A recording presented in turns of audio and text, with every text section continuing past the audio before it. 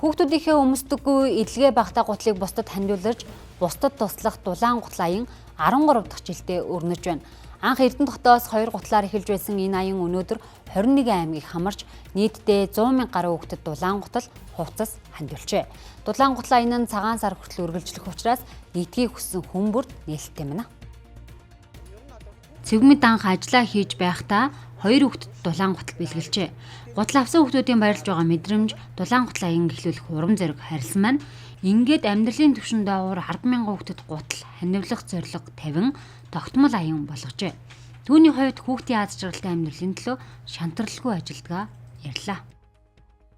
Ер нь бол хүүхэд бол гэр бүлээс сонгож төрөхгүй штэ. Тэр аав ээжийн нүдэнээс нь ч л тэр аав ээжийн хүүхэд бол төрсэн байгаа штэ. Тэгэхээр тэр аав ээж нь хариуцлагатай байна уу, хариуцлагагүй байна уу?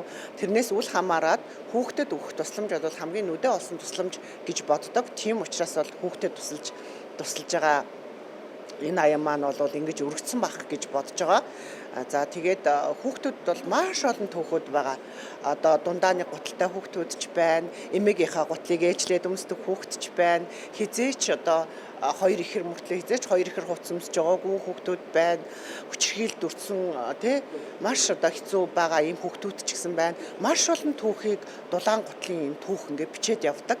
Тэгээд тийм учраас энэ хүүхдүүдэд туслах нь таны амьдралд ч гэсэн бас нэг гэгэн сайхан түүхийг бас бичнэ гэдэгт бас итгэж байна. Үндэсний статистикийн хорооны судалгаагаар манай улсад 36 мянга гаруй амьдралын түвшин доогуур өрх байдаг байна. Эдгээр өрхийн хүүхдүүдэд шинэ гутал өмсөх нөтгөө зуны бүзтэйгээ өвждөг хүүхдүүд цөөнгүй байна. Дулаан гутал аян нь өнөөдөр 21 аймгийн хэмжээнд өрнөж хүмүүс эдлэгээ багтай хуучин болон шинэ гутал хувцас тоглоомыг хандивлаж байна. Одоогийн байдлаар тухайн аянд 1000 гаруй иргэн нэгджээ.